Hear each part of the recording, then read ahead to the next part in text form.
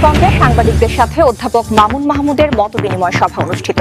নারায়ণগঞ্জ থেকে সোহেল রানা পাঠানো তথ্যচিত্রে বিস্তারিত। নারায়ণগঞ্জ জেলা বিএনপির আহ্বায়ক ও নারায়ণগঞ্জ ৩ আসনের এমপি প্রার্থী অধ্যাপক মামুন মাহমুদ সিদ্ধিরগঞ্জে দায়িত্বরত সাংবাদিকদের সাথে মতবিনিময় করেন। শনিবার ১৮ অক্টোবর বাদ জোহর তাজমহল চাইনিজ রেস্টুরেন্টে উক্ত মতবিনিময় সভা অনুষ্ঠিত হয়েছে। উক্ত মতবিনিময় সভায় অধ্যাপক মামুন মাহমুদ সাংবাদিকদের উদ্দেশ্যে বলেন, বিগত ফ্যাসিস্ট সরকারের আমলে আমি আপনাদের সাথে এভাবে বসার সুযোগ পাইনি। আপনারা আপনাদের লেখনের মাধ্যমে রাজপথে আমাদের আন্দোলন সংগ্রাম তুলে ধরেছেন। আমি আপনাদের ভাই, আপনারা আমাদের ভাই।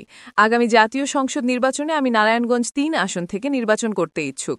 সীমানা নির্ধারণ হওয়ার আগে সিদ্ধিরগঞ্জ ও ফতুল্লা থানা নিয়ে নারায়ণগঞ্জ ৪ সংসদীয় আসন ছিল। তখন আমি ওই আসনেও নির্বাচনী প্রচারণা করেছি। তাই দল আমাকে যেই আসন থেকে মনোনয়ন দেয় আমি সেই আসন থেকে নির্বাচন করতে ইচ্ছুক। এই সময় তিনি সাংবাদিকদের বেশ কিছু প্রশ্নের উত্তর দেওয়ার মাধ্যমে মতবিনিময় সভা সমাপ্তি করেন।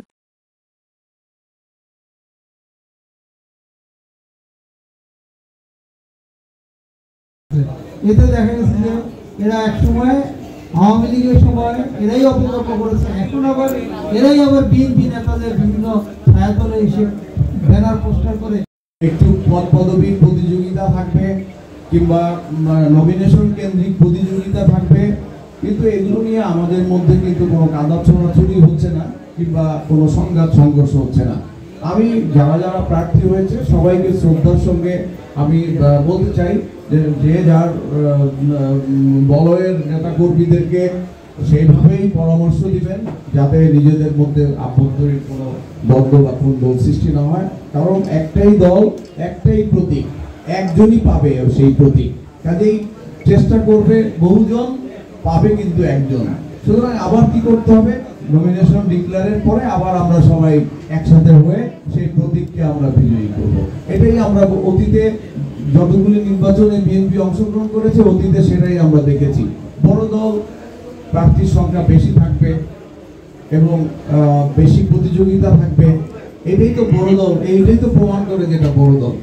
আর আমি আরেকটা কথা বলতে চাই, এই প্রশ্নটা হয়তো আসবে, আমি বলে দিচ্ছি যে বড় দল যে যার মতো করে প্রচারণা চালাচ্ছে এবং আমি যদি ১০০ জন ভোটারকে প্রতিদিন যোগাযোগ করে যদি আমার দলের পক্ষে আমি যদি রাজি খুশি করাতে পারি, আবার আমার মতো করে আরেকজন যদি এভাবে প্রচার করে আরো ১০০ জনকে রাজি খুশি করাতে পারে, তাহলে তো ২০০ জন হলো। তাহলে আমাকে যদি মনোনয়ন দেয় তাহলে তো আমার কাজটা তো সেই প্রার্থীরাই করে দিচ্ছে। তারা তো ধানের শীষের জন্য ভোট চাচ্ছে, তারা তো অন্য কোনো মার্কার জন্য ভোট চাচ্ছে না। সুতরাং আমরা ৬ জন বা ৭ জন প্রার্থী হচ্ছি, অর্থাৎ প্রতিদিন আমরা কিন্তু ৭০০ জন ভোটারের কাছে চলে যাচ্ছি এবং ৭০০ জন ভোটারকে কিন্তু বিএনপির কথাই বলছি, ধানের শীষের কথাই বলছি। এতে কি হচ্ছে, ৭ জনের কাজ কিন্তু অনেক বেশি একজনের চাইতে। আমি যদি একা প্রার্থী থাকতাম তাহলে কি আমার পক্ষে ৭০০ জনের কাছে যাওয়া সম্ভব হতো না। কাজেই আমি একজনের কাজ করে দিচ্ছি, আমার কাজ আমার অন্য ৬ জন করে দিচ্ছে। সুতরাং এই বড় দলের বৈশিষ্ট্য তো এইটা, এইভাবেই তো বড় দল টিকে থাকে। আন্দোলন সংগ্রামে আমাদের ৫০০ জন নেতাকর্মী নিহত হয়েছে, বড় দল বলেই তো ৫০০ জন। অনেক ছোট দল আছে যাদের ৫০০ জন তো করবেই নাই, নিহতই হয়েছে এই গণ আন্দোলনে ২৪-এর। আর গত ১৫ বছর মিলে তো সেটা কয়েক হাজারে পরিণত হয়েছে। সুতরাং এই দল ত্যাগও বেশি থাকবে, প্রতিযোগিতাও বেশি থাকবে এবং মানুষের উপকার। এই যে আজকে আমি ২টি মেডিকেল ক্যাম্প করে দিয়েছি, মেডিকেল ক্যাম্প করেছি। এই যে রাস্তার ওপারে একটা মেডিকেল ক্যাম্প চলছে, ২ দিন ব্যাপী ক্যাম্প চলছে। সেখানে এই পর্যন্ত হয়তো কমপক্ষে ৫০০ জন রোগী সেখানে চিকিৎসা নিচ্ছে, ১০টি ইউনিটে সেখানে চিকিৎসা দেওয়া হচ্ছে। এবং ৪ নম্বর ওয়ার্ডে আরেকটি মেডিকেল ক্যাম্প আমি এইমাত্র এখানে আসার আগে করে আসছি, সেখানে আমি দেখলাম যে প্রত্যেকটা ইউনিটে ৬০-৭০ জন করে অলরেডি রোগী চিকিৎসা নিয়েছে ফ্রি। তাহলে এই কাজগুলো তো আমরাই করছি, অন্য কোনো রাজনৈতিক দলকে তো আমরা দেখছি না যে সমাজ সেবা করছে। শুধু তারা মানুষের কাছে যে ভোট চায়, আমরা ভোট চাই না, আমরা মানুষের সেবা দিচ্ছি।